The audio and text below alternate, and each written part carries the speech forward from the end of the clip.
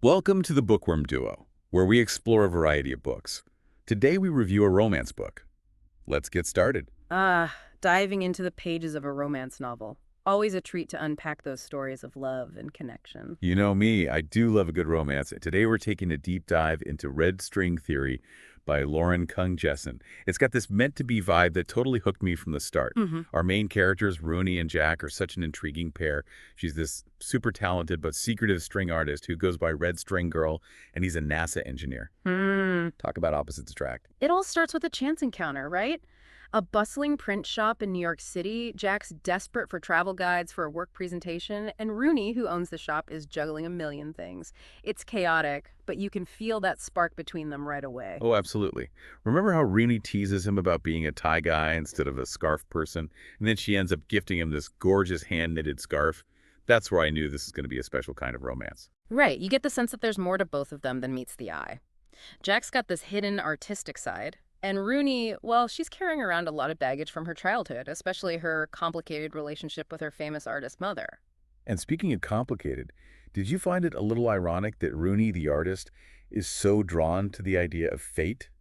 This red thread of fate that connects soulmates? It seems like such a structured concept, almost at odds with the creative freedom of art.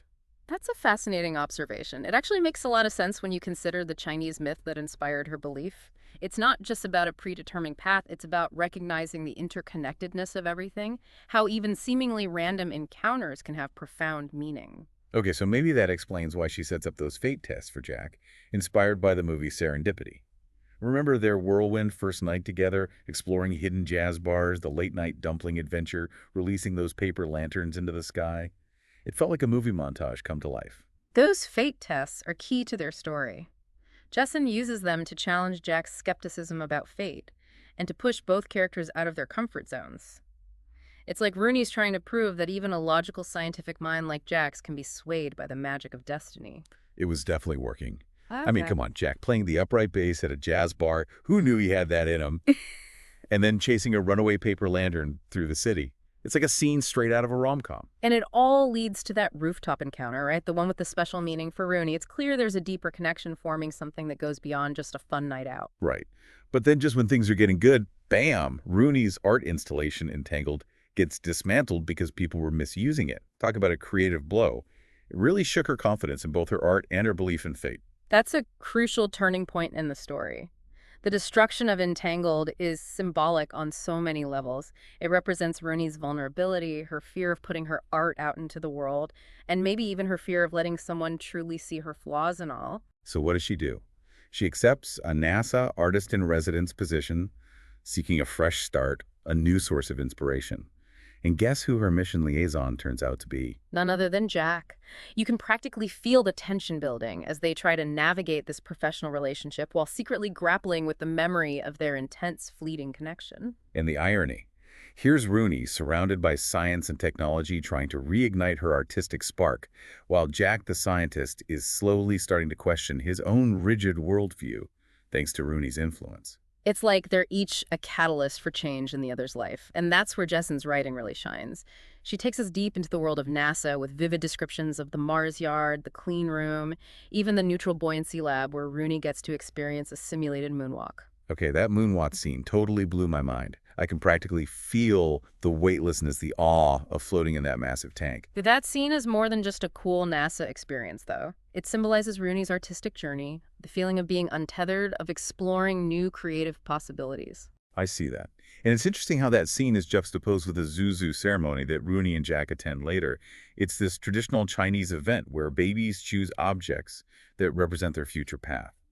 Remember how it triggered that deep conversation about fate and choices? Absolutely. That scene is so powerful because it connects to Rooney's own personal history. Remember how her birth was documented in a controversial art piece by her mother, titled Baby Being Born? She's been trying to buy back that video to reclaim that moment of choice. Wow, yeah. That adds a whole new layer to her artistic ambition. She's not just creating art. She's trying to rewrite her own narrative to control the story that's been told about her. Hmm. It makes me think about the power of art as a form of self-discovery and healing. That's exactly what Jessen is exploring here. And as Rooney dives deeper into the world of NASA, she starts creating a series of string art pieces inspired by her experiences with Jack and the wonders of space exploration. It's like she's finding her voice, pushing creative boundaries, finally feeling ready to reveal her true identity to the world. This is where things start to get really interesting, don't they? The tension between Rooney's secret identity as Red String Girl and her growing desire to be seen for who she truly is. And then, of course, there's Jack, still grappling with his feelings for her and his own evolving beliefs. It's the perfect setup for the next chapter in their story, wouldn't you say? A story of art ambition and the courage to embrace both fate and free will.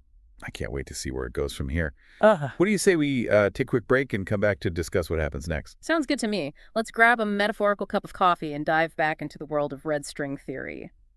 So we left off with Rooney kind of finding her artistic voice, amidst the high-tech world of NASA, and Jack starting to question his own beliefs. It's like their roles have almost reversed, haven't they? Totally. And that's what I love about this book, the way Jessen subverts expectations. You think you know where the story is going, and then she throws you a curveball. Like, remember when Rooney finally reveals her Red String Girl identity to the world? That was such a powerful moment.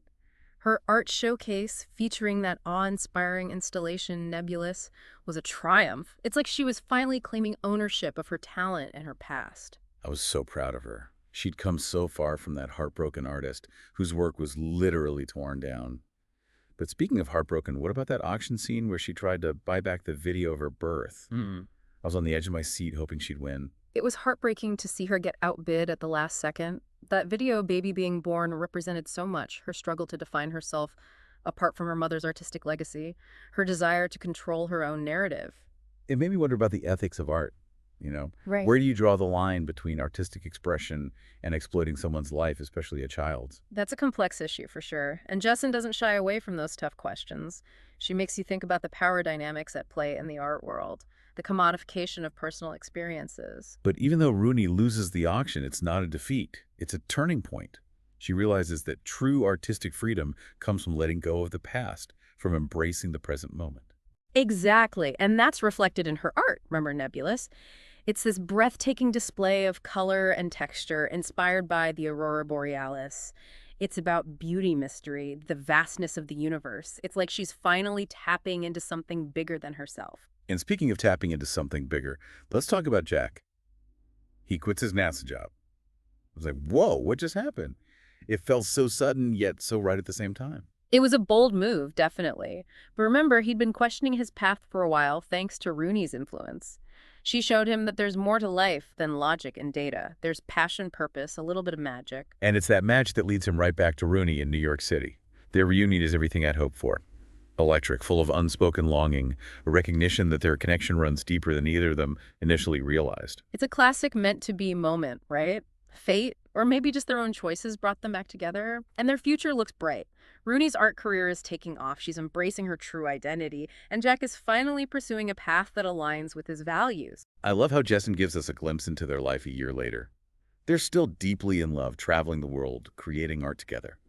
It's the perfect ending to a story about finding your soulmate in the most unexpected of places. But the story doesn't end there, does it? Remember that other book by Lauren Kung Jessen, Lunar Love?